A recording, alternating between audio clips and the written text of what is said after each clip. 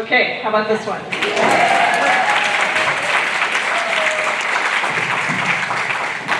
Okay, good evening, everybody.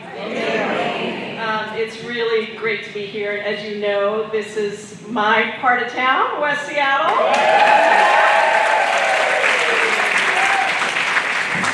No special favors, you know, we have to go all over the city to do these town halls, but we realized it had been a while since we had done one right here in West Seattle. So really want to thank the Hall at Fauntleroy for hosting us tonight.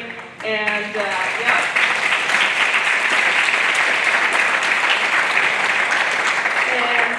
thank you all for being here. Let me just ask, as I always do, how many of you have never been to one of my town halls before?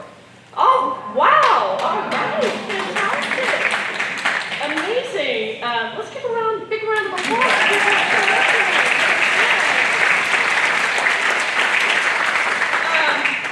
I really appreciate it. I also wanted to ask a couple of other questions. If you are one of the 750,000 federal workers that has been furloughed, or if you are fearing that you might be furloughed, or if you're one of the 200,000 that was fired already in the 9 months before the shutdown, will you please stand and let us give you some love? All right.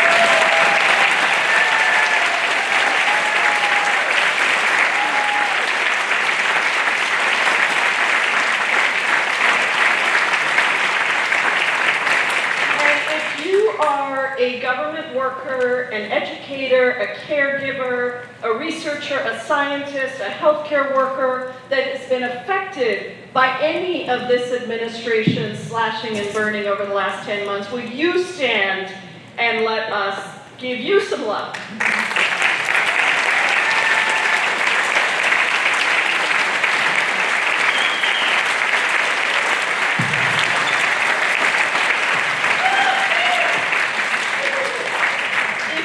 Are an immigrant, have or work with an immigrant family member, a loved one, a colleague who has been affected by this administration's horrific anti-immigrant policies, will you stand and let us give you some love?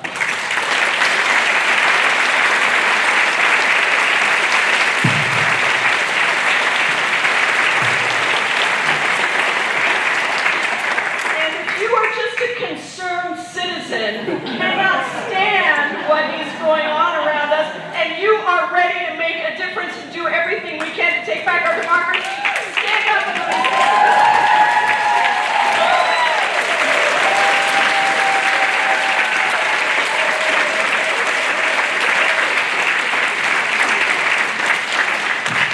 Well, I really want to thank you all for hanging out with us while we switch microphones. I really want to thank, I really want to thank you all for, this is very loud, Mario. Okay, great. No, that's good. Thank you.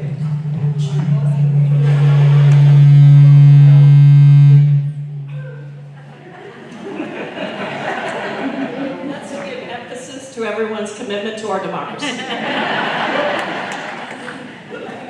Okay, I think we're good now. How about this? All right. So I think, the reason I wanted to start that way is because I really want you to feel appreciation for what you're doing. If you are a federal worker, if you're a government worker, if you've been affected by what's been happening, if you are concerned about what's happening, I want you to know that we are in community together. And we will get through this. And the reason that it's so important to me, and the reporter who was just asking me some questions said, why is it important to you to do this? Well, this is my 125th, I believe, 125th town hall since I took office. And it's always been my way to connect with you, to make sure that I'm hearing from you what you know, what you're concerned about, what things do you want to know about, and do we need to talk about, and then what am I working on, and how can we share that information? So to me, that's one of the primary responsibilities of this job, but also in these moments that are so challenging, it is really important that we are together and staying on the same page about how we get out of this. And so thank you so much for being here tonight. This is day 21 of this Republican shutdown. Day 21. And it's day 32 of when Mike Johnson sent us home instead of holding votes. So he sent us home 11 days before the shutdown even happened. We passed a partisan spending bill in the House, and then he sent us home to try and jam the Senate into accepting that deal. And guess what? Democrats united in the House to vote against it because we said, you're not going to get our votes until you cancel the cuts, until you extend the healthcare premiums and the healthcare subsidies and lower healthcare costs for people. And you can't break a promise once you've made it, so we got to build that in too. And the Senate Democrats have been holding strong as well.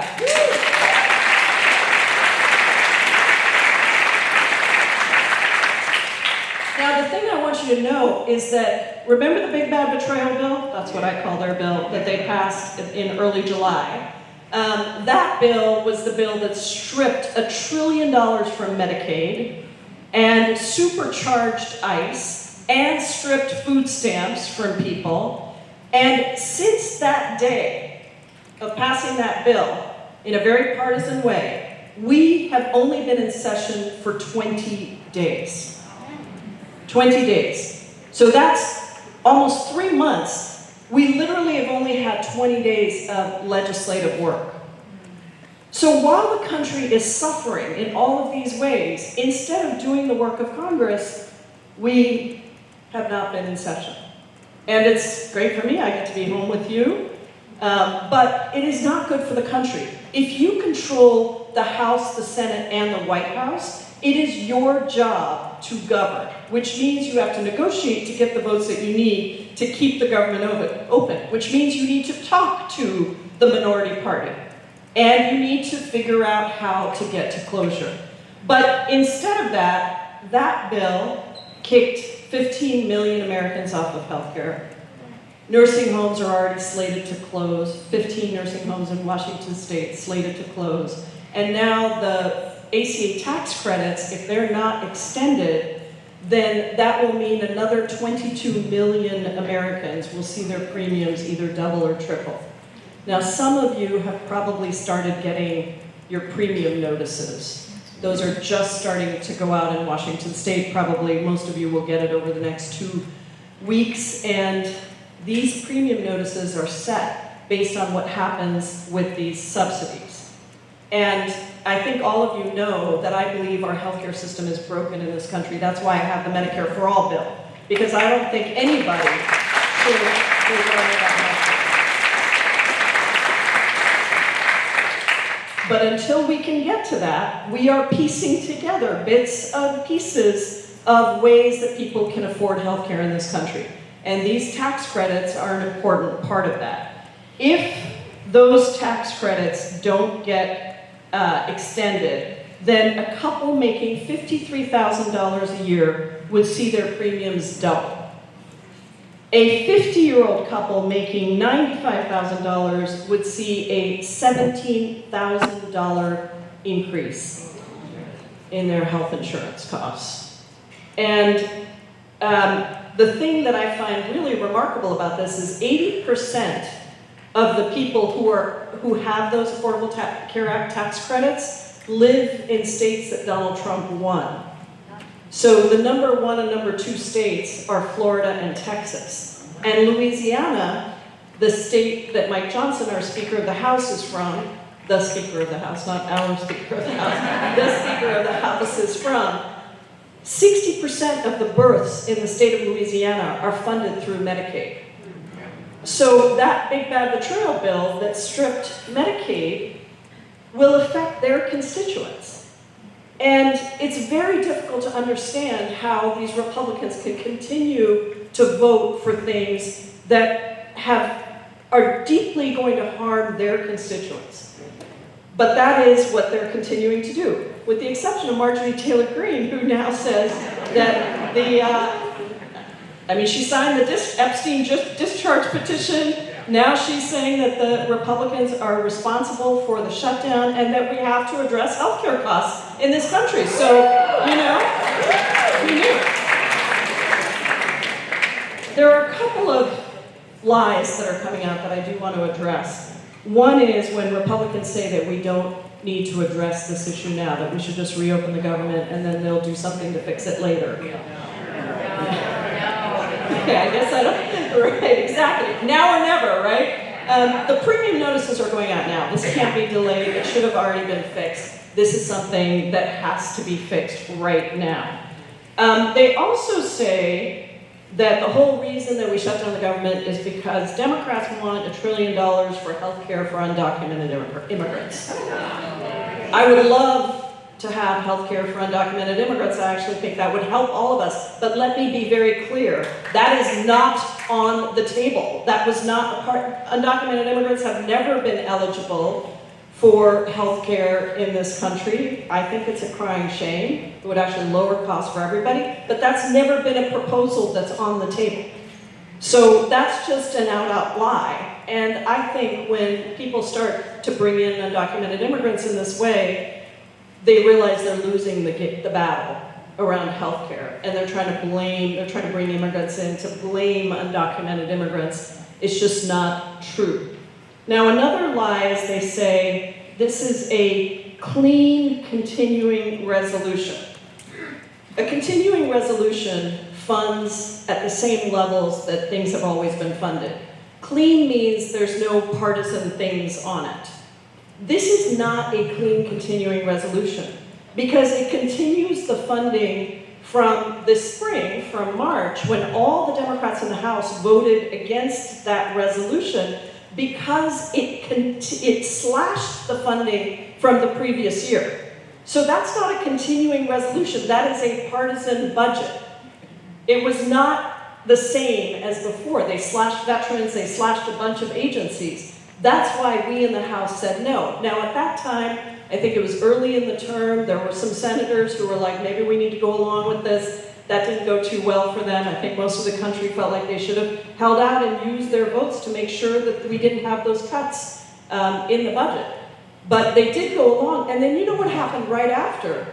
After they slashed the budgets, they took money back, even more money, through something called the rescissions process. Remember that? So they rescinded money that they had just agreed to, and they did it in a partisan way, which is the first time in history that those rescissions have been done with just one party. So this is really important to understand because this is the way that they have been negotiating, as if there is one party, and in fact, that party is controlled by one man who sits in the White House. And no longer do we have the Article 1 protections that the founders built in. Article 1 is congressional powers. So that is the power that we have of the purse. The only entity in government that has power to appropriate money and authorize agencies to exist is Congress, not the president, which means he can't cut all of this money. He can't just fire federal workers whenever he wants. That is illegal, and those cases are in court. But this president has said that he wants to inflict maximum pain, that's a quote, inflict maximum pain on the American people. That is not what any responsible president does. So I want to speak for a minute about WIC, because you may have heard that the president said he's going to backfill some of the WIC money with money from his crazy tariff policies. Well, I just want to be clear about something. He proposed cutting WIC by $300 million, okay? And now he's saying that he wants to backfill the money, but his budget cuts WIC substantially. So the Trump administration's proposed budget would cut the monthly cash value benefit for fruits and vegetables. So for kids, it would drop from $26 to $10, and for adults, it would drop from about $50 to $13. These are people who are hungry in the richest country in the world. And this is the proposal. And so There is a huge impact on eligibility with all of these cuts, and I just don't want anyone to be fooled into thinking he's trying to do something good, because what he's trying to do is make sure that ultimately he gets his budget that reduces this funding substantially. Now, all of this is as he's trying to force through the incredibly unpopular Project 2025 that was written in, and that you might remember last year when he was campaigning, the president said, I have nothing to do with that. I don't know anything about Project 2025 because it was so unpopular and controversial for all of the things that it laid down. But in fact, the people that he has installed, including the #1 architect of Project 2025, Russ Vogt, who is now the director of the Office of Management and Budget, are all people that wrote that Project 2025 document. And so this is what we're seeing in action. And you may have seen that on the day that the Republican shutdown began, the Department of Energy said that it was going to terminate $8 billion of energy projects, all targeting Democratic states. And one of those projects includes here in the Pacific Northwest a $1 billion grant for our Pacific Northwest Hydrogen Hub. That's a project that would create over 10,000 jobs. And so I know that we're in the process of suing around many of these grants, and those cases are currently in court. But it is important to know that even in that area, many of the grants that were targeted for elimination were not also included some districts like Representative Baumgartner's district in Spokane would lose a significant amount of money. So once again, we're talking about money that is being taken away from people's constituents that was legally authorized, signed into law, has nothing to do with the shutdown, not something one person can just rescind, but that's exactly what they're doing. Now, Trump is also saying that he doesn't think that federal workers need to receive back pay. That's illegal, and we are going to fight that all the way. The bottom line here is that we as Democrats are holding the line, and we are going to fight back to make sure that we cancel the cuts, that we extend the healthcare tax credits, and that we lower healthcare costs for people. Because when you have a bully in the schoolyard, the bully doesn't give in when people just cave in. They have to see the utilization of whatever tools we have. And I'll be frank, there's not a ton of leverage that we always have because we are the minority party. And the way the Constitution was written, it sort of depends on the majority party believing that they want to preserve those Article I powers, right? And so if the majority party says, no, that's okay, we just bow down to you, King, then it makes it very difficult for the minority party to really have power. So that's the first check and balance that's built into the Constitution. The second one is the courts. And I have to say the lower courts, the federal courts, have been doing a pretty fantastic job of pushing back and fighting and standing up for the Constitution. And there are some pretty amazing decisions that have come out in these court cases, including from Trump-appointed judges, George W. Bush-appointed judges, Obama-Clinton judges, Biden judges, but a lot of Trump judges who have stood up and said what's happening is clearly unconstitutional, illegal. And the concern, of course, here is that it goes up to the Supreme Court, which has a number of MAGA-right corrupted justices who are making rulings that are overturning decades of precedent and, you know, getting bribed by luxury RVs and fancy vacations by the very people that are coming before them to argue. And so that is a challenge, and particularly the fact that the Supreme Court has been using what's called a shadow docket, which is essentially the ability to overturn a lower court's decision without any explanation. And so that's what they've been using in a number of these cases. And you may have seen some articles about how the federal judges, the federal court judges, the lower court judges are getting very upset about this because they also have a responsibility to uphold the law. They have jurisdiction, and they feel like that jurisdiction is being taken away. So that's a really important check and balance, and we'll get to the third one in just a second. But I want to cover two other important things. One is Epstein. You may know that Adelita Grijalva was elected as the member of Congress to represent Arizona's 7th Congressional District in the state of Arizona. She was elected over 3 weeks ago.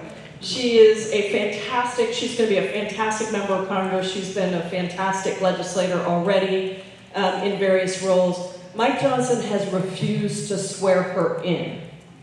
So you have to ask, why has Mike Johnson refused to swear her in? It's been over 3 weeks now.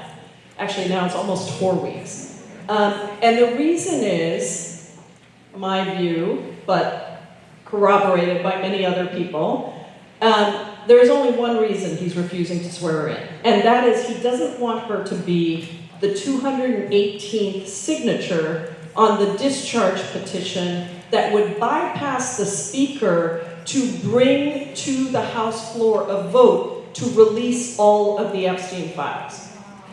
That discharge petition, which is a bipartisan discharge petition, would get enough votes if it came to the floor. So Mike Johnson's been doing everything he can to prevent that from coming to the floor. And Adelita has said that she will sign that discharge petition.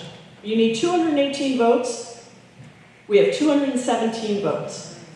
Adelita would be the 218th vote on that discharge petition, which means that that vote would come to the floor as soon as we go back into session. And he is trying to delay that in a giant, giant cover-up. And so this is, in my view, one of the worst, and it's difficult to talk about which is the worst, but one of the worst things that he's doing is preventing the people of Arizona from having a duly elected representative in Congress, because he's doing a cover-up for the president.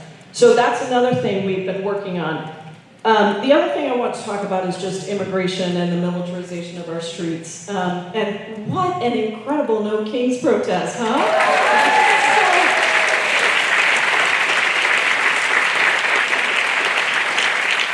7 million people peacefully protesting in our streets against the king.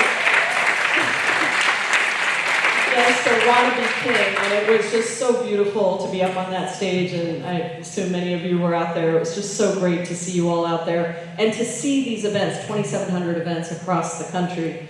I think one of the things we hear about all the time, I hear about all the time, and I spend a lot of time thinking about, is what is happening with the military and the deploying of the National Guard to U.S. cities to use against U.S. citizens on U.S. soil.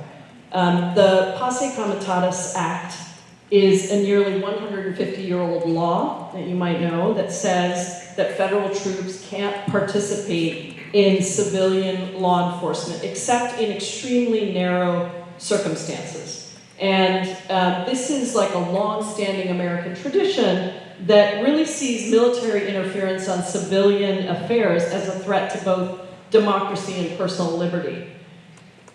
There are numerous court cases across the country, in DC, in LA, in Illinois, and most recently in Oregon. Most of those cases have said that the president cannot deploy the National Guard in most of these cities without the consent of the governor and without any clear evidence that there is a, quote, rebellion that needs to be suppressed and needs the power and the strength of the National Guard. There was one court ruling, unfortunately, that just came down in the Ninth Circuit. That's our region here for Portland, where an appeals court did say that the National Guard could be deployed almost at the same time that a few days before, the Seventh Circuit in Illinois said the exact opposite. And that was a combination of Trump-appointed G.W. Bush, I think, and Obama.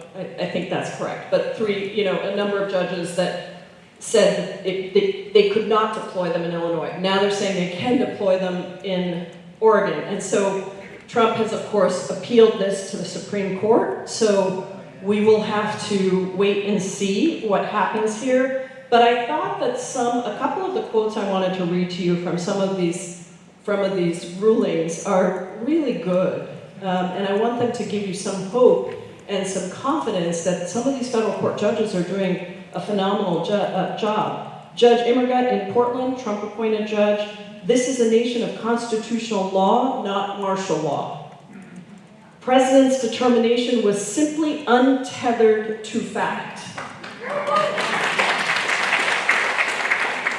In the Seventh Circuit Court on Chicago, political opposition is not rebellion.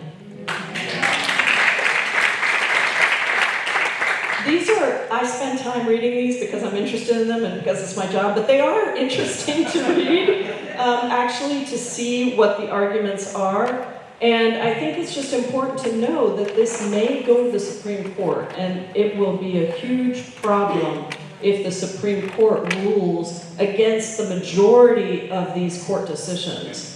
And in favor of extending presidential authority, because if they can do it around the issue of immigration, they can do it around the issue of peaceful protest, they can do it around any other issue that affects everyone. Now on immigration, the utilization of ICE as a violent force acting without any legal jurisdiction, in many cases, sending masked men in to conduct kidnappings and disappearings of people, to put helicopters on top of a building, an apartment building in Chicago, and rappel people down to the roof, drag everyone out of the building in the middle of the night, naked, and zip tied, with the majority of those people in that building being US citizens, is just beyond anything I ever could have imagined. And I am a naturalized citizen, one of only 24 to serve in the United States Congress. If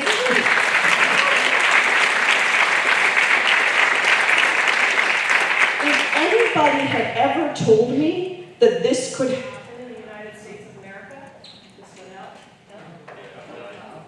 I would have just said, absolutely not. That is not the country that I immigrated to at 16 years old by myself. That is not the country that we know America is supposed to be. Okay, we got some work to do on the sound here. Okay, how's that? That is not the country that we are. You do not make America great by dragging people out of a building and zip tying people, naked people, separating kids from their families, going after US citizens, going after people on valid visas, going after people who have lived in this country for 30 years. It's absolutely outrageous. And so I want you to know that 71% of the immigrants who have been detained have 0 criminal convictions. 0. Being undocumented in the United States is not a crime. The immigration system is a civil system. And the Big Bad Betrayal Bill put more money into immigrant incarceration, which goes to private for-profit prison companies, than we even spend on the Bureau of Prisons.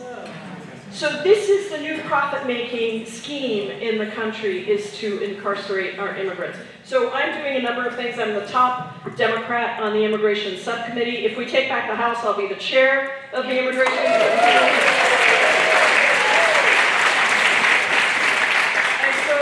Republicans are refusing to hold hearings on what is actually happening and hold the administration accountable. I am doing shadow hearings. So the shadow hearing series is called Kidnapped and Disappeared. You can check them out on our YouTube channel. We live stream all of them.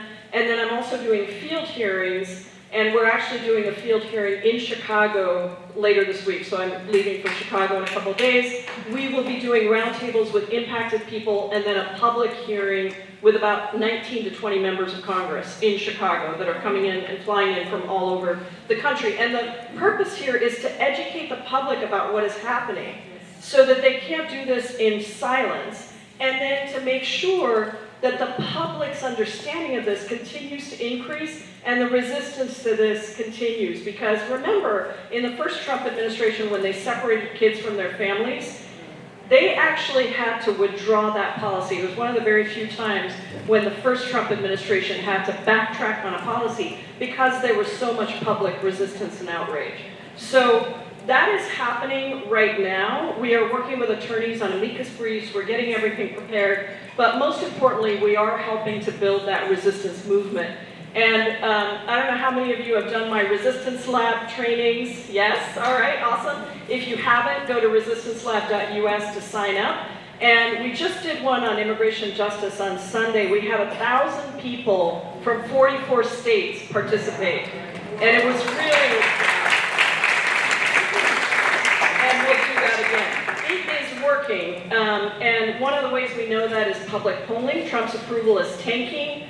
Gallup, most recent poll, 56% disapprove, 40% approve. That's down from a high of 47% approval in January of 2025. 54% believe the economy is on the wrong track. On immigration, the number of Americans wanting immigration to be curtailed has dropped by 55% in 2024 to 30% today.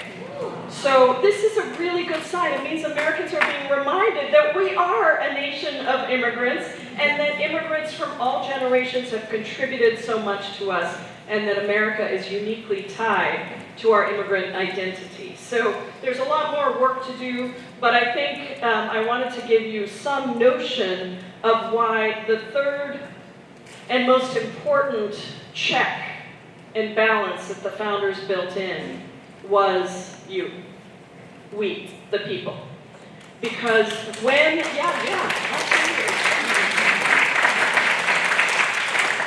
Because when the first check of Congress fails because the majority party refuses to stand up for their authority, when the second check of the courts fails or is teetering because of a corrupt Supreme Court, the only remaining check is the people.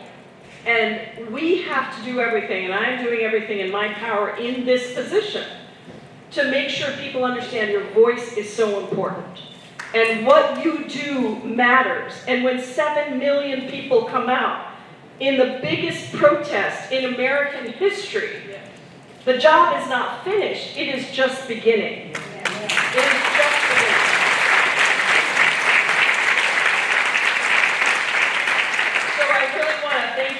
And I want to get to the place where we are using these town halls to talk about all the ways that we're going to build our country up, that we're going to fight forward, not just fight back, that we're going to fight forward for living wages, for affordable child care, for affordable housing, for universal health care, for the ability to retire with dignity, for all the things that you need to have a beautiful life in America. So we are going to get there. I promise you that, and we only get there with you. So thank you all so much, and we are now going to go to your comments or questions, and we will try to get in as many as possible.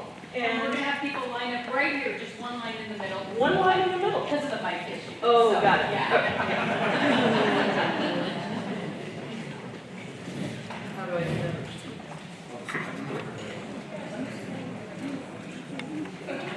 Okay. All right, so here's how we're going to do it. If you come to a town hall before, you know that after doing 125 of these, we know how to do these questions and answers. And that means that we hold the mic, not you. And you get 1 minute with the timer to give your comment or your question. And then I will try to get through as many as possible. So you ready? Yeah. All right, let's go.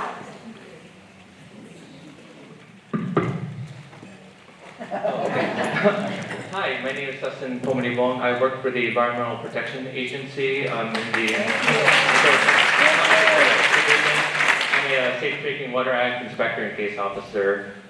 So since the shutdown, EPA employees were told that we were exempt. I am paraphrasing that, from furlough. But they told us to just be on the lookout for furlough emails. The days go on, the weeks go on. We don't know if we're going to get furloughed. We're trying to figure out how do we work around this or scheduling, state partners.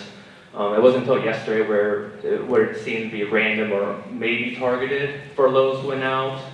There's those who haven't been furloughed, such as myself. I'm a credentialed inspector. We're assuming that's the reason why. But it's just. There's been so much anxiety every day, just not knowing when we're going to get furloughed. Are we still getting paid? Where are the funds coming from? When are we going to get furloughed? There's no communication to us, so we're just trying to hang on, with the waves of uncertainty. I just want to see how many words for like EPA or even federal, agencies and employees who are furloughed or are still working with the uncertainty. Yeah. Well, thank you so much, first of all, for the work you're doing. You heard the applause break out immediately. We so appreciate our EPA folks and all of our agencies, but certainly the work that you all are doing. So, and I'm happy to come in and meet with any group of employees who wants to meet. We've been doing those with federal workers from lots of different agencies. But what I will tell you is there's no certainty to how or why they're furloughing who they're furloughing. So we have no insight into that, and it is extremely unfair and unjust to keep people in this kind of anxiety. The second thing is you will get paid if you are furloughed. It is the law. You will get paid. Whatever they say to you, you will get paid. And that will go through court cases potentially, but I just want you to know everyone will get paid. It doesn't pay the bills in the moment if you don't have your paycheck, I get that. But I just want you to know it is the law that you have to get paid when you're furloughed. And there was a really good court case that said you cannot be fired because of the shutdown. Somebody can't make that decision to fire you as a threat on the shutdown. So this is going to take some time to work out, but what I would say is as much as you can, just continue to do your work. Let us know what is happening. When I've had roundtables with federal workers, which we've done a couple of now, the thing that people are so angry about, in addition, of course, to the economic pain that people are going through and the anxiety, is the disrespect. The disrespect of how we're treating government servants, people who have chosen to devote their life to making your life better. And some idea that somehow these people aren't really necessary, not doing work that's necessary. And so what I really want you to hear is we deeply value what you're doing and we will fight for you.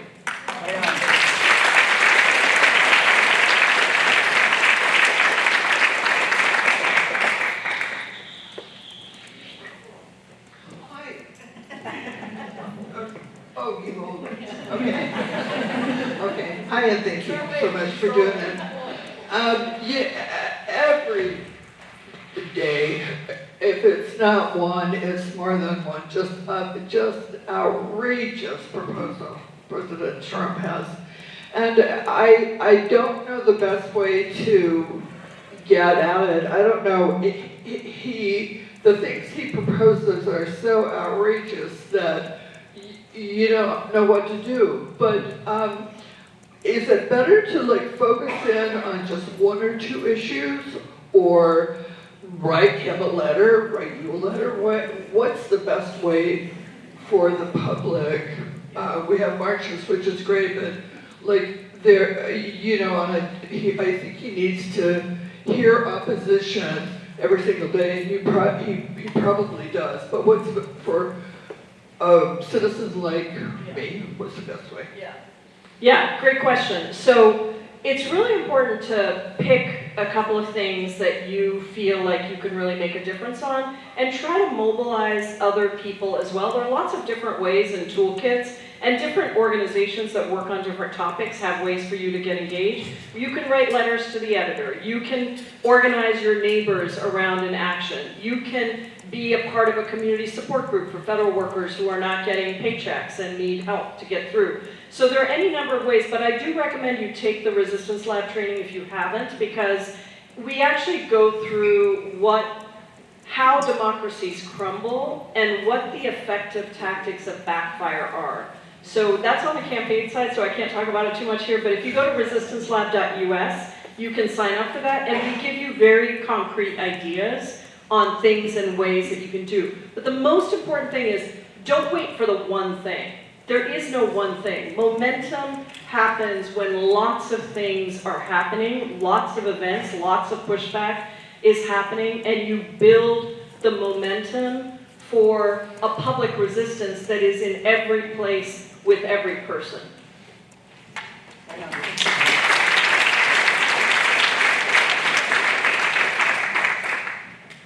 Yeah, hi. Thanks so much for being here. I guess I want to ask you for help on a specific thing, which is, Trump and Tom Homan have said Seattle's in their crosshairs. They're coming here, and they're going to come here with militarized ICE, and they're going to come here with National Guard. They're threatening to do this.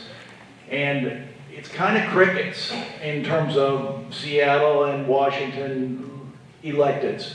They're making statements on paper or from the press conference room, but Illinois, you're going to Chicago. Illinois was very successful with a unified front of mayor or governor first, mayor, other electeds. How can you encourage Washington and Seattle officials to do something just like that? Because we need the meaning making that comes out of a statement just like that. Yeah, great. I think we are actually, we are just as prepared. And I've been coordinating very closely with the AG, with the governor, with the mayor. Today I had a meeting of groups on the ground to really think through what our first steps are, the preparation. Some of that will involve all of you. There will be very clear directions if this does happen on what you need to do. It might be wearing a certain color all at the same time. It might be banging pots and pans. It might be going to particular locations and recording and videotaping what ICE agents are doing. But there is, what I want you to know is the coordination is actually quite robust. And we're working on making it even better. The governor in Chicago responded after Trump said he was going to go in.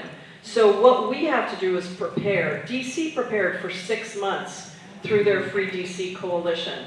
Now we're learning the lessons from DC, from Chicago, from LA, and from Portland. So we have the benefit of knowing what worked, what we have to prepare for. But a lot of this will be, it depends. It depends on how many troops he sends. It depends on what happens in the courts. It depends on whether the deployment is blocked, the way it has been in Portland and other places. And so some of this does have to unfold. I think probably if he's going to the next 2 cities might be San Francisco and Seattle. And so we're ready. That's what I want you to know. We're ready, and stay connected so that you know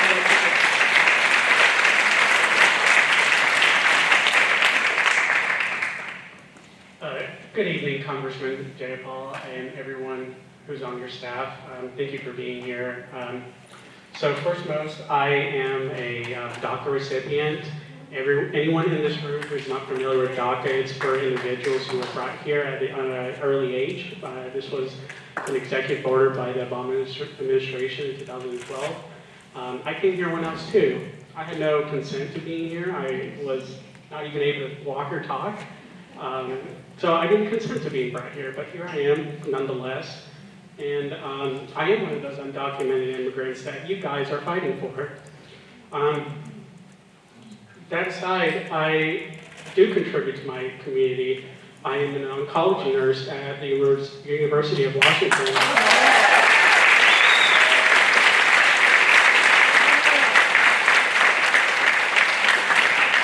I was one of the first nurses on my unit who volunteered to work with COVID patients when we didn't know what was going to happen. We didn't know the impacts to our health. I just went in. I held the hand of Americans who are dying because they were not allowed to come in with family. So I contribute an immensely amount to this community. So my question to you, Representative, is what are you doing to make the DACA protection permanent? Currently it's under threat by the conservative judge in Texas, Hansen, and that program might be rescinded. My worry is I'm going to be removed unfairly. I am here through no account of anyone, and I'm doing everything that I can to be on my bestest behavior, but that concern and that fear is always something that's going to be brewing in my head, and I try not to overthink about it. What's your name? My name is Ricardo Zapata. Can we just acknowledge how blessed we are?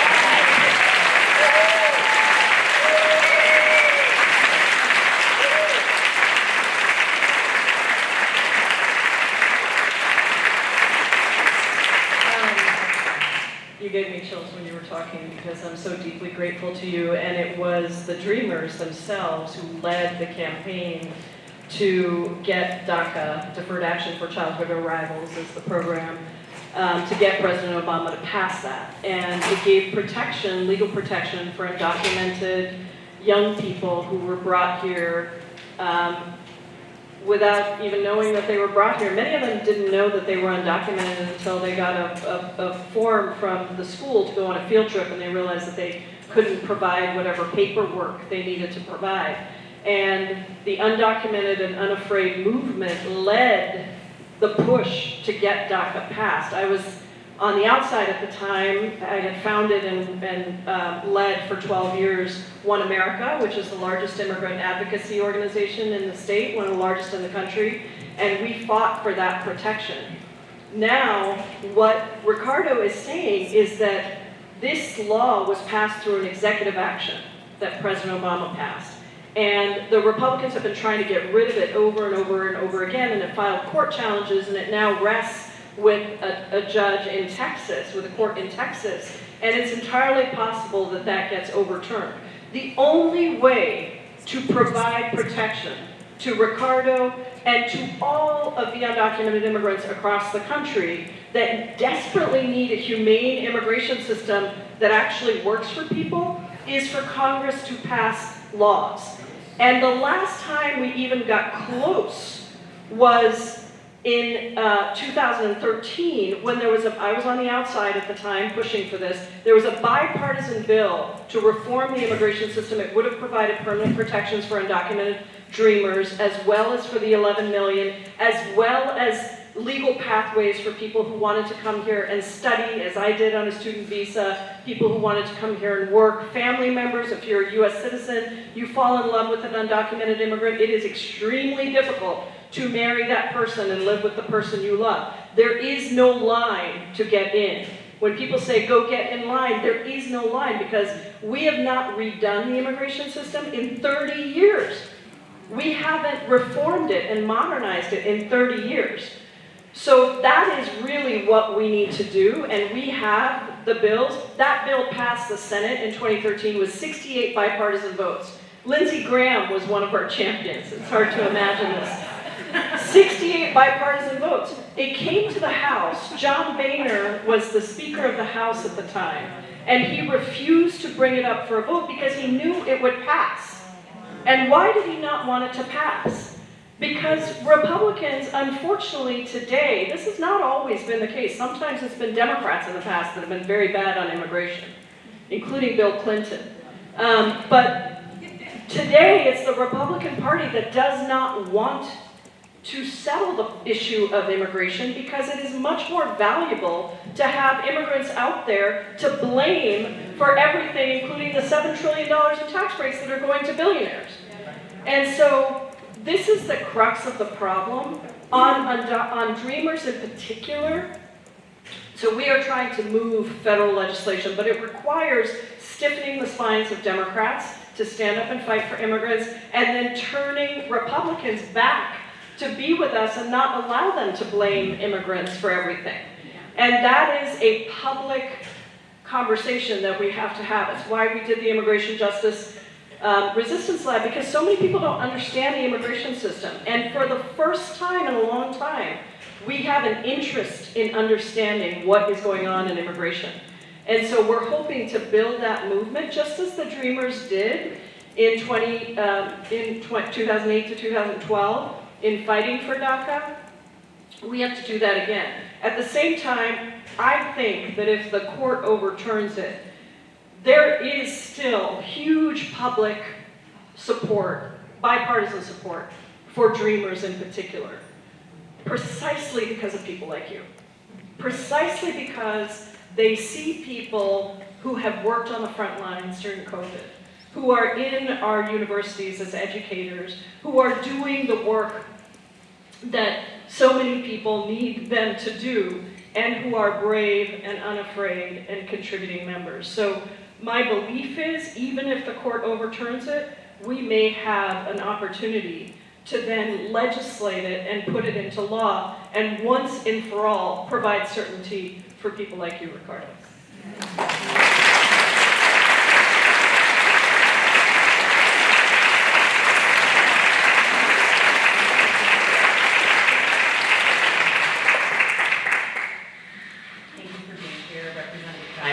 huge fan of yours. My name is Sibby Sukerman. I'm a resident and a small business owner here in West Seattle. I've been a mental health counselor for nearly 20 years.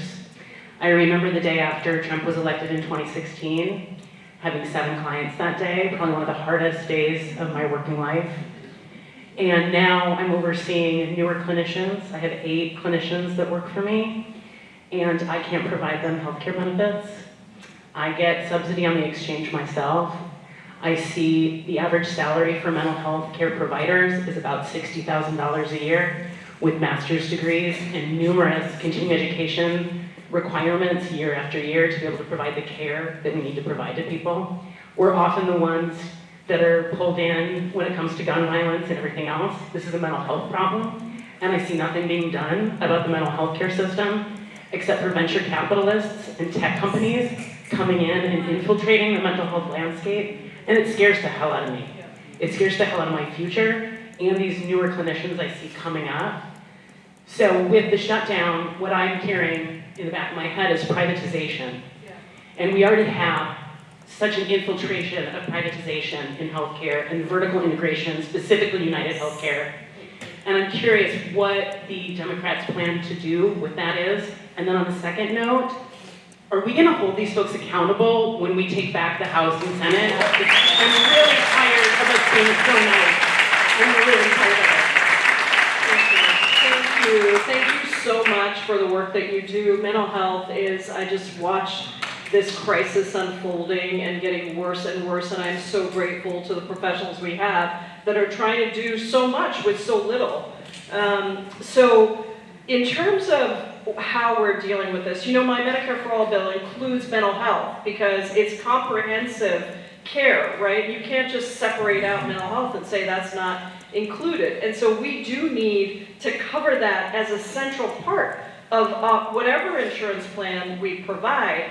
And on the vertical integration, this is a really important piece. So I started something called the Monopoly Busters Caucus because, and it's with, we have 4 co-chairs, Pat Ryan, who's from New York, a very tough seat that Trump won in New York. He's a great guy. He's one of my co-chairs. Angie Craig, who is ranking member on the Agriculture Subcommittee from Minnesota, also in a tough seat, frontline seat. And then Chris DeLuzio from Pennsylvania, also a tough seat, and me. And I put this together because we have to take on the corporatization of all of our systems. It's happening for sure in healthcare, and what they've done is these big insurance companies, private for-profit insurance companies, have figured out how to game the Affordable Care Act so that now they're not only providing the insurance and getting paid through that, they're also then privatizing and vertically integrating down into the clinics. So now they're also getting paid when you go to the doctor. So they're double dipping, and they're putting in their own doctors who have to approve what your doctor says. So if your doctor says you're eligible for this, you then have to go get authorization from their doctor, and their doctor can say, no, sorry, Pramila, I don't think you really need X, Y, and Z that your doctor said you need. You're not eligible. And some of the hospitals now are coming along to Medicare for All where they weren't before, because one hospital CEO told me, it's a major hospital in Boston, said they now have 1,500 people that they employ solely to fight the private insurance companies and get the money that they are owed.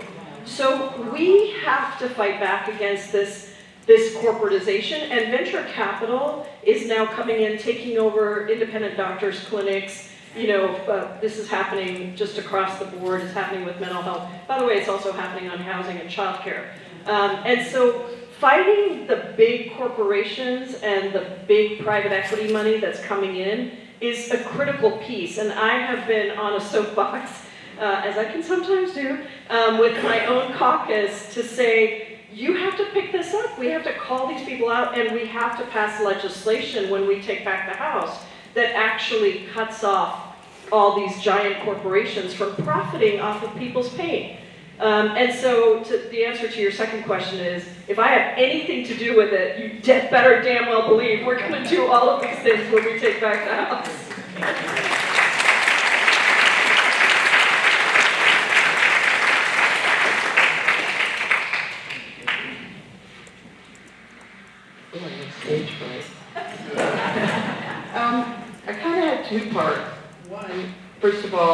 I really appreciate your leadership. Why hasn't there been, or will there ever be, a nationwide protest against the corporations who folded and paid Trump the millions of dollars that they were strong-armed and blackmailed for? Those corporations should be ashamed of themselves for stooping to him and be held accountable to the American people. The one thing I want to say is, if you're looking for something to do here in West Seattle, every Tuesday at 10:30, I think it's C&P Coffee Shop, has, writing postcards. Sorry, you said you had a 3-part question, but I heard 1. What was the other 2 parts? No, I had a 2-part, and I think they all came out.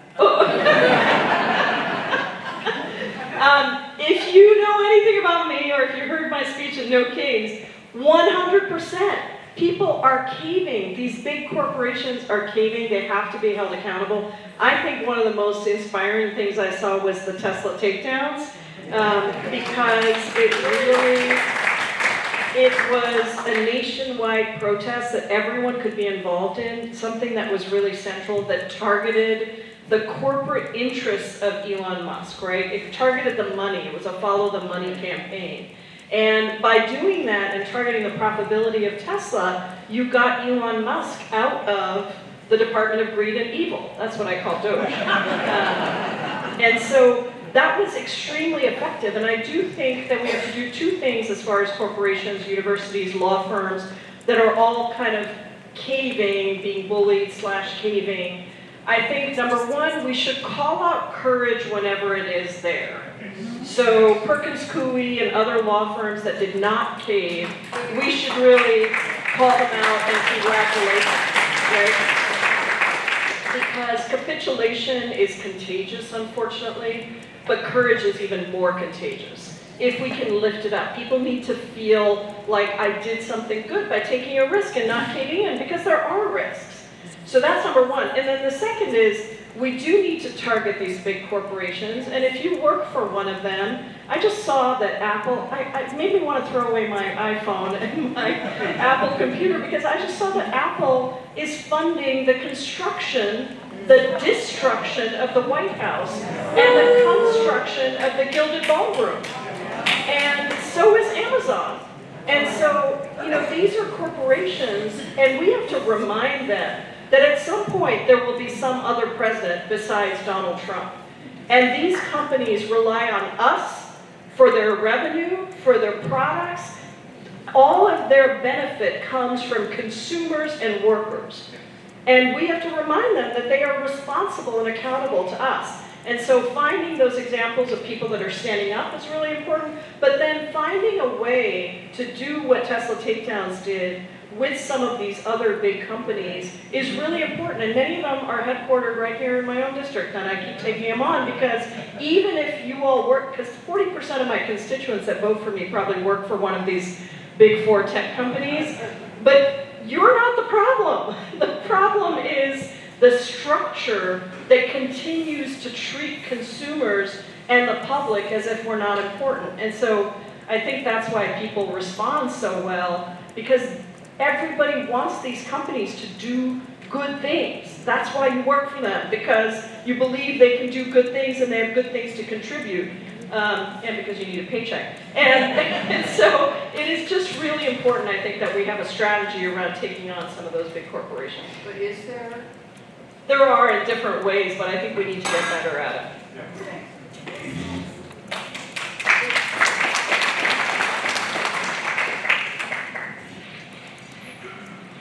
Good evening. Good evening.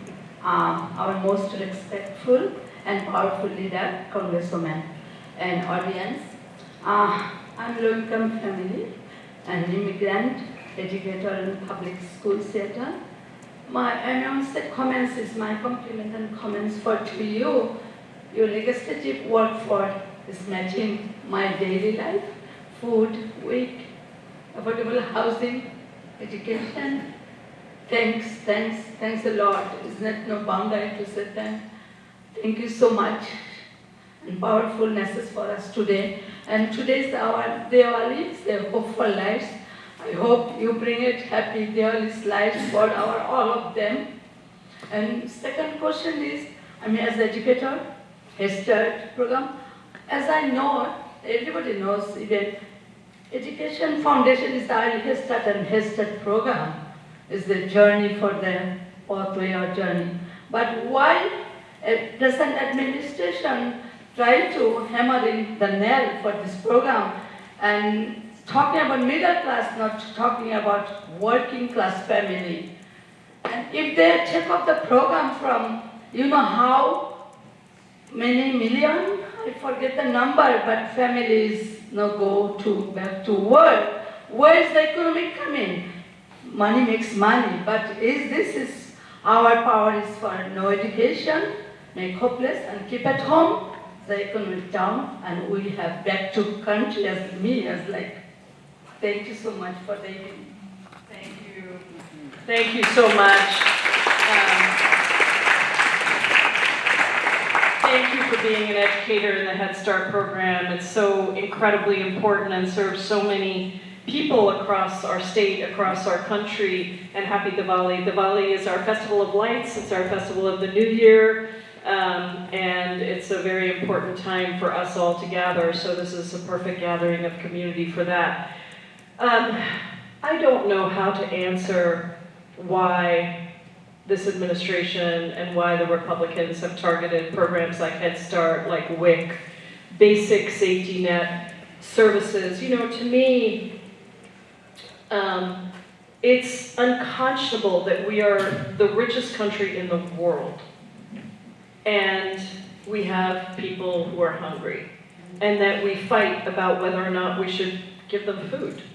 It's unconscionable to me that we don't see public education, whether it's our Head Start programs, our K-12 programs, our higher education programs, the way that every other wealthy country in the world sees it, which is an investment, right? If you invest in our young people and in education, then you actually reap the benefits later, because people are better prepared to take care of themselves and can have thriving lives, and that contributes for all of us.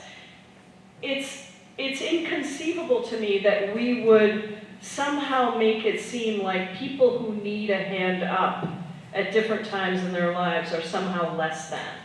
Because today, we call it the working class, but when you look at what middle class families, working class families are earning and what stresses they're under, just in Seattle alone, you need to earn at least $95,000 to afford housing in Seattle.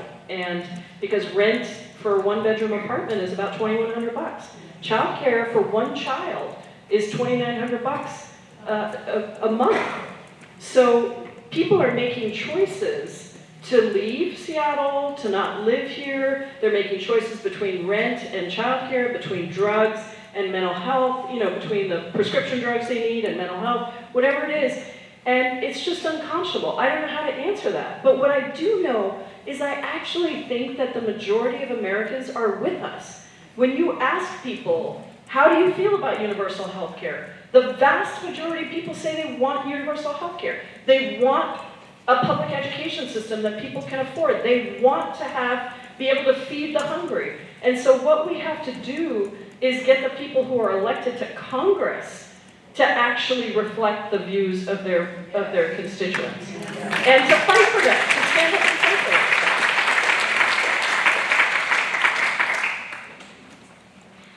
Thank you so much for your example.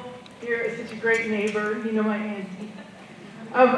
You're just wonderful. Thank you for the gift of your time and attention and respect. But most of all, the question I need to ask is, how can I and we help you to keep our national historical promises of respecting, preserving, and keeping the treaties in place for our First Nation neighbors? Yes. Thank you. Yes. Thank you so much. This is super important, and I will say not a lot of administrations have done a good job in the past of actually respecting our treaty obligations. And so I think, you know, I've met with a number of our indigenous community leaders and the tribes from around the country. This is a place where there are Republican states where we have a lot of tribal members and powerful tribes. And this is a place where I think it's very, very important to go to meet with those Republican members of Congress, particularly people like Tom Cole in the House, Lisa Murkowski in the Senate. These are folks who have big tribal communities and actually do have to respond to them to ensure that we don't erode and that we actually uphold our treaty obligations. Also, our tribes are really affected by, you know, the fact that we don't fund Medicaid sufficiently. We're not doing so many of the things that are our obligation to the people whose land we stole, and took over and then made promises to and broke them. So this is a particular strategy because we actually do have the potential to bring a number of Republicans on board. But that's, I think, the most important thing, is to map out where do we have the strength with Republican members and tribal communities, and go to them and demand that we stand up for tribal obligations. Thank you.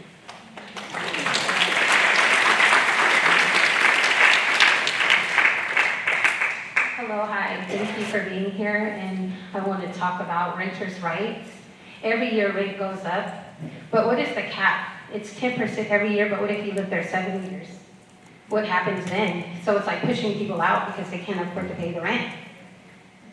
And it's just too much. I work 2 jobs, and it's really sad because I pay $1,900 a month in rent, and it just keeps going up. They charge you for everything. They charge you $3 to pay them to use the amenities, so everything just keeps going up and up. So where's the cap off for renters?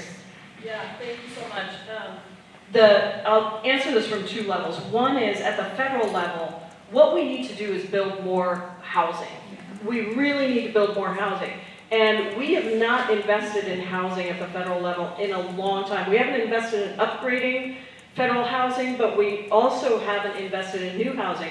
In Build Back Better, we put this in, the Black Caucus and the Progressive Caucus, $1.5 trillion investment in building more housing across the country. And that's still not as much as we want, but it would have been the largest investment ever in housing.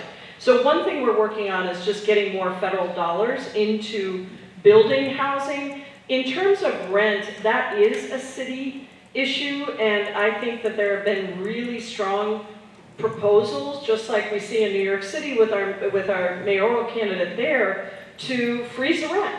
And we've done that during COVID. You know, we prevented eviction, we froze the rent, we were able to make sure that we were trying to work with cities and jurisdictions across the country to not have people evicted. But the rent itself does have to be controlled at the local level. One thing that we have been able to do is sue the private equity companies and the tech companies that came in and created algorithms like RealPage that drove up the rent. Why is the rent going up so much here? It's ridiculous. Well, part of what we found out is, and the DOJ filed a lawsuit against RealPage for this at the federal level, and we did a ton of work on this with the DOJ and with the FTC, because they were putting out, using an algorithm to come up with a price, and then landlords were just buying into that price. But the algorithm was off. So a landlord, especially if you're a private equity landlord and you own a ton of apartments, if you raise the rent on half of those apartments high enough, you don't even have to rent out all of the apartments that you have. So half of those apartments were sitting empty at a time when we have a housing crisis. So there are a number of pieces to this, but the pure rent piece in terms of freezing rents and things like that is a city council issue, but there are pieces that we work on at the federal level and then also that the state can work on. Thank you.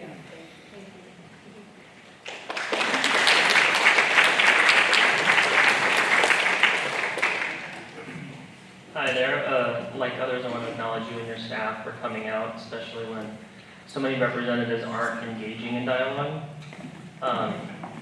But I guess, I don't know if I have so much of a question as just to voice my disappointment and frustration with how really ineffective the Democratic Party at large has been. We are where we are because the Republicans are horrendous, but also because the Democrats have not been effective.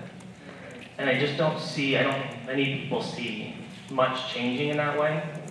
And, the record numbers of people that are coming out to protest is not in support of our Democratic politicians, it's just outrage of what's happening.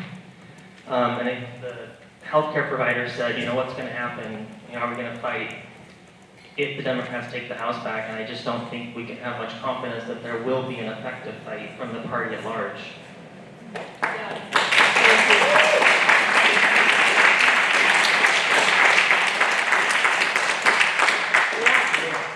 Look, I hear you. I have been in favor of having a multi-party system in this country for a long time. I'm in favor of term limits for people because I don't think we should have people staying in office for 30, 35, 40 years. And unfortunately... Sorry to interrupt, but how can you effectively challenge the status quo? And, Chuck Schumer, Well, I think we're doing that. Look, I get that people are frustrated, but I think our choice before us is we have to continue to push, because if you don't, we already have 80 million people in this country who don't vote, and the reason they don't vote is because they don't have confidence in either party, and I don't frankly blame a lot of them. I think if you are condescending as a politician and you make people feel like they're just idealistic and they don't know anything and we don't have to listen to them and we're just going to go after, as Chuck Schumer himself said, we're going to go after the white, suburban, middle-class Republican voter instead of the Democrat, the working-class Democrat or the base, then we are going to have this problem. So I've decided to get into the system and try to change it from within, and at the same time to organize on the outside. What you see happening with Zoran Mamdani is pretty amazing. We can make a difference with different communities across the country. And if we just throw up our hands, I fear that we just continue the process. And so everyone who cares about the country has to figure out how to best fight. I can't change everything all at once, but I do think that what we built inside with the Progressive Caucus, the most progressive caucus ever in the history of the country, the new people that we're bringing in, the diversity that we now have inside the caucus, the young members that we now have inside the caucus, increases our ability to fight back effectively on the inside and to organize on the inside, but we also have to organize on the outside. That's why I don't just do these town halls, I do resistance labs. We've got 20,000 people we're organizing across the country.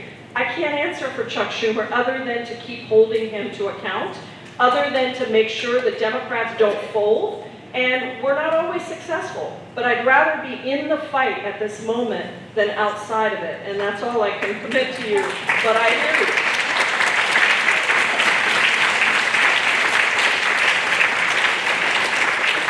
So, Congresswoman, we have 6 questions and 14 minutes, so we might need to do the thing where we take everyone's questions in a row. Is that okay? This is when my staff tells me, you gotta be quicker with your answers, and we gotta get to more people. So what we're gonna do is, are we taking everybody all at once? Yeah. That's Okay. the plan. All right. Okay, so we're gonna take all the questions for everyone who's in line all at once, and then I'll answer all of them all at once, and hopefully I'll be able to take good notes so I know exactly what you asked.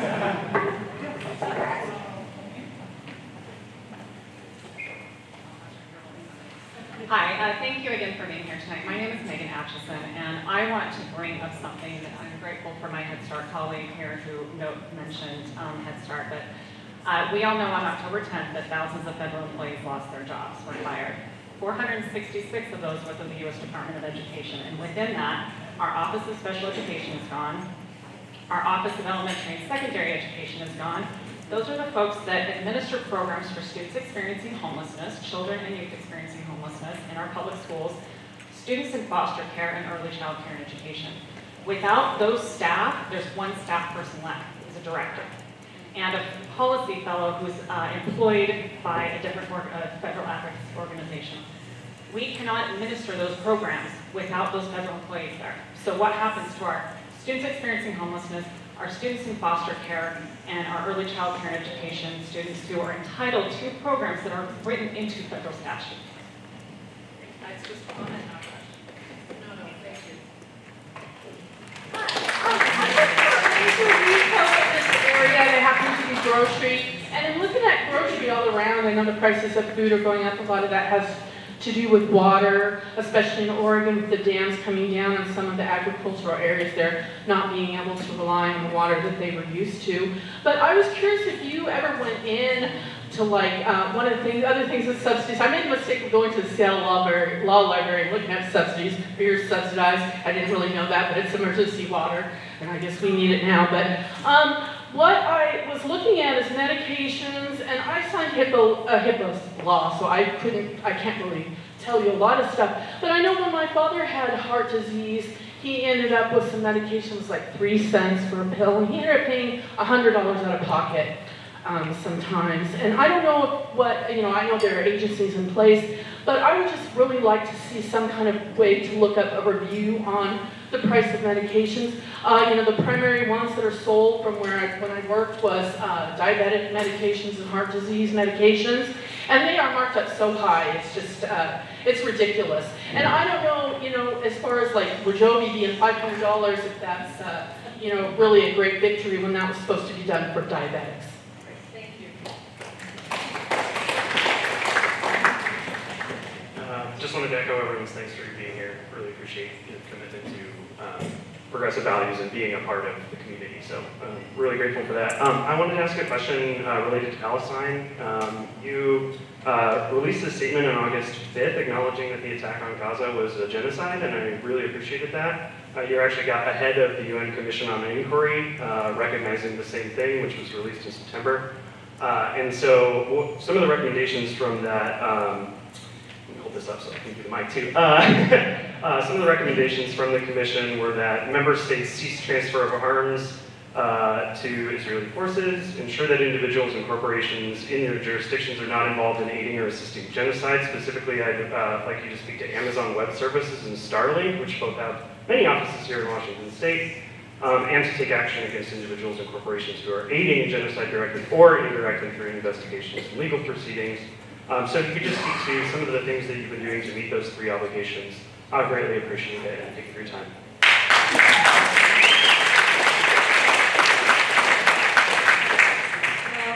I want to thank you so much for coming out and all the lab resistance programs you've given. I've been to 3 of them. I have a couple of concerns. One of them is Prop 50 that Gavin Newsom is doing. I'm really worried that there's going to be, gerrymandering all over the country, and that we will not have a voice. We won't have an honest vote, and that will keep us in this cycle. That's a big concern. I wonder what Washington State is doing about that, or other states. And then on a very personal level, I got my Social Security check, which was down 10%, and I wonder if that's now happening. It's something we should expect, or what's up with that? Thanks. Thank you. Thank you. My name is Mark Bernstein, and I'm a constituent of yours. I got 2 thoughts. One regarding healthcare and corporations. I don't think that the Medicare Advantage program should be able to use the word Medicare in there because it's confusing. It is not Medicare. They're private insurance companies that are there for a profit motive, and it confuses the hell out of anyone who wants to sign up for Medicare or re-sign. So somewhere along the line, we got to get that word away from it. Okay. The second thing has to do with Social Security, and I know there's a lot of more immediate needs, but I'm really concerned about Social Security because everyone's kicking the can down the road for years. And what I hear, what I read is that we're going to get to a point in which our benefits are going to be cut probably by 30% down to 70% if we don't do something about it. And So what this Congress has done, what we've done is we raised ages for eligibility, so now you have to work till you're 70. We keep penalizing the people who are coming behind us. We shouldn't be doing that. It's a simple solution. You got to raise the cap. There's no way around it. You've got to raise the cap. And what happened is we have people making decisions who aren't dependent on Social Security, and they're saying we have to cap at 170,000, 220, whatever it is right now. We got to either get rid of the cap or we got to make a significant increase in that cap so those tax dollars can help all of us.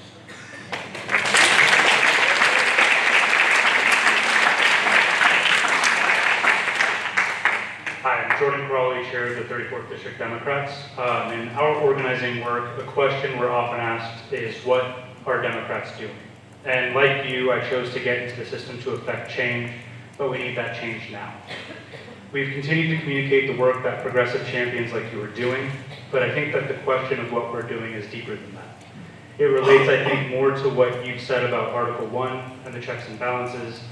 The Democratic Party is not monolithic, but you and your colleagues have held a line on this shutdown, which is great, but it's defense, and we need you on offense. And many don't see our party as the beacon of hope we would like to be. How can organizations like ours be effective partners looking forward to midterms to deepen the blue of Washington State, flip Congress, and stop driving this country like the gears stuck in reverse?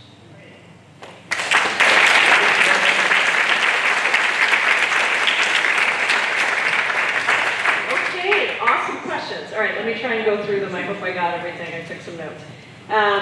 All right, Megan, Department of Education. I know that was just a comment, but I just want to tell you that I am deeply aware of how there is no staff left to actually handle the work of the Department of Education. And this is a civil rights obligation. That's why the Department of Education was set up. And so the fact that we're not able to disperse these grants and we won't be able to do that work is part of the destruction that Trump is trying to effectuate, because they would like people to not be educated, frankly. That's what I fundamentally believe. And so we are trying to do everything we can with the year-round appropriations budgets. We will restore that funding. That's a big part of what we're trying to push for. Grocery, food prices and drug prices. So on food prices, this is an issue that we're tackling with the Monopoly Busters Caucus also, and I'm hoping to do a field hearing here in Seattle on food deserts and how these grocery stores, I led the amicus brief of members of Congress fighting back against the merger of the two big grocery chains which affected Washington State. And that was a big win under Lena Khan and the Department of Justice to block that merger, but we still have a lot of work to do to make sure that these stores that are being closed, when they say it's about public safety, it's not. If you look at their records, it isn't about that. It is about the fact that they are not making enough money for their corporate CEOs and billionaire shareholders by opening these grocery stores. And that's why we really do need to look at how do we have grocery stores around the city and not these big food deserts where people can't afford things. On drug prices, look, we are the only wealthy country in the world that does not negotiate drug prices. We finally, because of the Progressive Caucus, we got a certain number of drugs, 25 drugs negotiated in the Inflation Reduction Act. But the craziness of this is we were trying to get that done immediately. That doesn't really go into effect until next year under the Republican president who opposed that.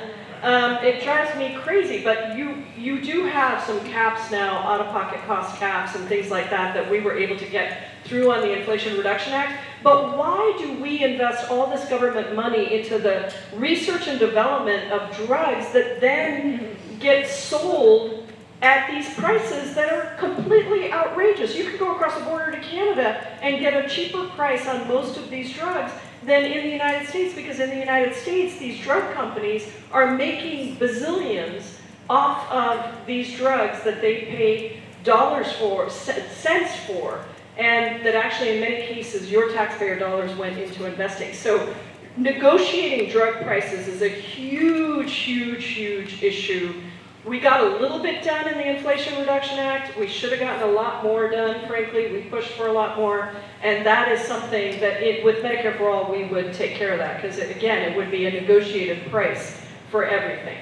On Palestine, thank you. I've been working very, very hard on this. And I co-lead the Block the Bombs Act, which prohibits funding for continued arms sales to the Israeli government that is then used on the Palestinian people. We have gotten more people to sign on to that bill than ever before, but it is still a fraction of Congress. We have also been doing a lot of work to condition, at a minimum, condition aid and just follow our own Leahy laws, our own humanitarian laws around not sending U.S. taxpayer-funded arms to a government that does not respect humanitarian law. It's horrific what's been happening. I have some small amount of hope that perhaps we can continue with a ceasefire, but I don't know, because Benjamin Netanyahu has no interest in a deal.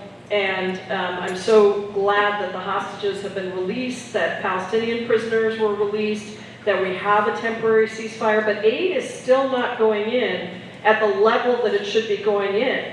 And so the genocide is continuing, because unless we can get at least 600 trucks into Gaza every day, we are not meeting the need, and all of the medical infrastructure in Gaza has been destroyed. So it's extremely difficult to get all of that rebuilt, and our attention has to turn now to the reconstruction, the rebuilding, and the long-term peace, security, and self-determination of the Palestinian people and of the Israeli people. So we are working on all of that. In terms of holding corporations accountable, that is really a public project that, of course, we try to do as well, but I think there's been some movement with Microsoft and a few things that have happened which maybe are a model.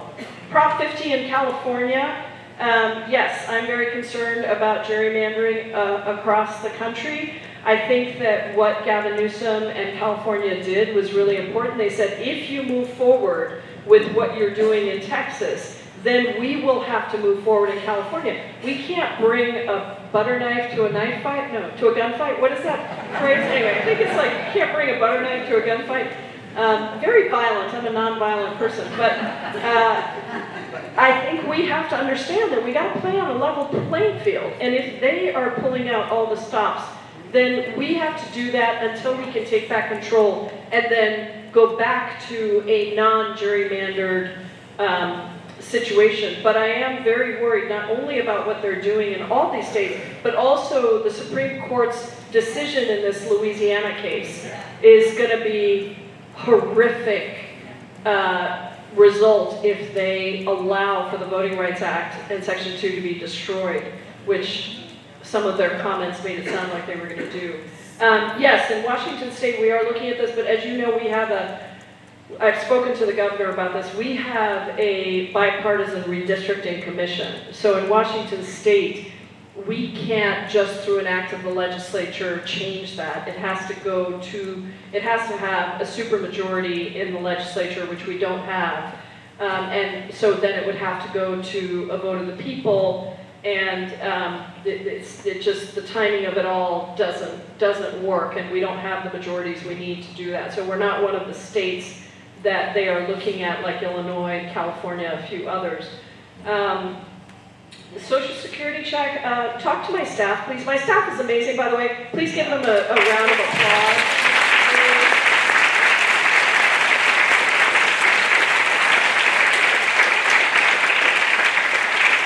They will go to bat for you on your individual case. They will get you an answer. We do get great results on many of the cases, not all of them, on any federal agency. So I don't know why your check would have gone down. It should go up because of inflation.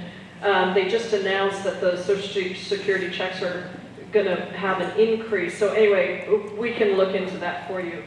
Healthcare and corporations not using Medicare. Okay, great. So Medicare Advantage, I have been on a crusade against Medicare Advantage, as many of you know. I have led the fight against these giant corporations, there used to be a letter, a pro-Medicare Advantage letter that had like dozens and dozens and dozens of Democrats on it. And we finally, a couple of years ago, led the anti-Medicare Advantage letter saying that Medicare Advantage is basically privatization of Medicare that includes a lot of fraud, a lot of promises that get broken. And look, we need to improve Medicare. That's why my Medicare for All bill is not Medicare as it is now. It's an improved Medicare that increases reimbursement rates, that provides dental, vision, and hearing, that provides mental health, that provides all of these things. It's comprehensive. The reason that these private corporations get away with this is because, number one, people think it's Medicare. So we have a bill to get rid of the word Medicare and not allow Medicare Advantage companies to use Medicare in the name, because people think it's traditional Medicare. It's not. It is not. And so the only good news I have for you, I think you said your name was Mark, is that I actually think that the destruction of the healthcare system is leading to a new opening for Medicare for All and for an expanded universal healthcare program, whatever we want to call it. Mine is the only bill in the country that does that, but we got to do it quickly because these Medicare Advantage companies are privatizing Medicare right now.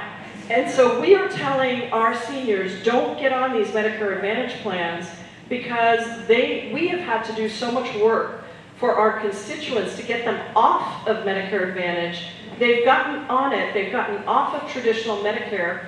They end up not being eligible for many of the things they thought they were going to be eligible for, and then they can't get off of it because they make it very, very difficult to get off of a Medicare Advantage plan. So we have been successful at getting a bunch of constituents off of Medicare Advantage and back onto traditional Medicare, but please be careful when you sign up for these Medicare Advantage plans because it is just privatized health insurance that is not going to give you the benefit that you need. So we are doing a number of things in Congress to try and push back on that, but that is a larger question. On Social Security, yes, scrap the cap. I've been for that for the entire time that I've been in Congress. We have a bill, Social Security 2100, that almost got a vote. We were 217 votes. We needed 218. Almost got a vote in Congress. It doesn't completely scrap the cap, but it significantly raises it. And it also makes a whole bunch of adjustments, including COLA adjustments, cost of living adjustments, many other things that we need to do. It is total BS that we need to raise the retirement age or decrease the benefits. It's not true. We have enough money in the Social Security system. And remember, Social Security is not an entitlement program. It is an earned benefit program. You put money in there.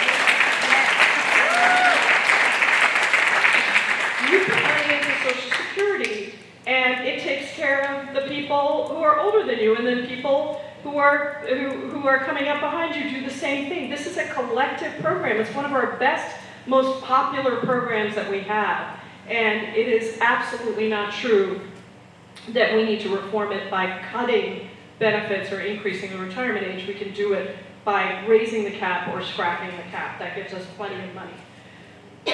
Jordan, thank you for your leadership of the 34th. I know we meet right here.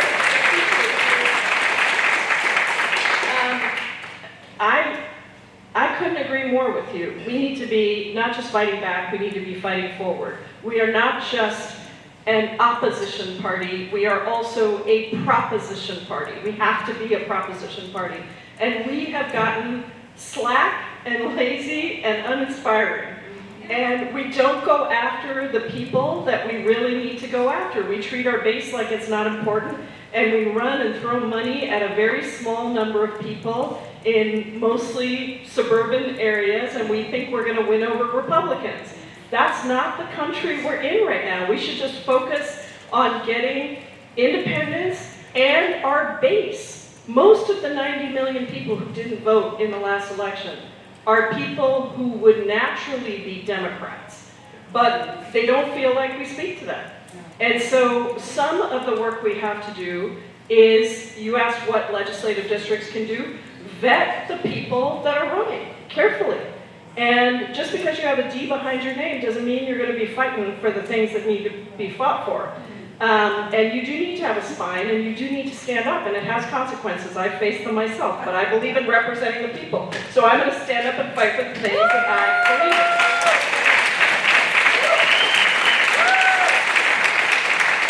But also, when we take back the House and the Senate and the White House, we have to make structural changes. Yes. We have to. We have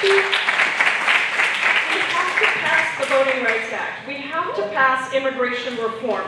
We have to expand the Supreme Court and have an ethics and accountability standard for the Supreme Court.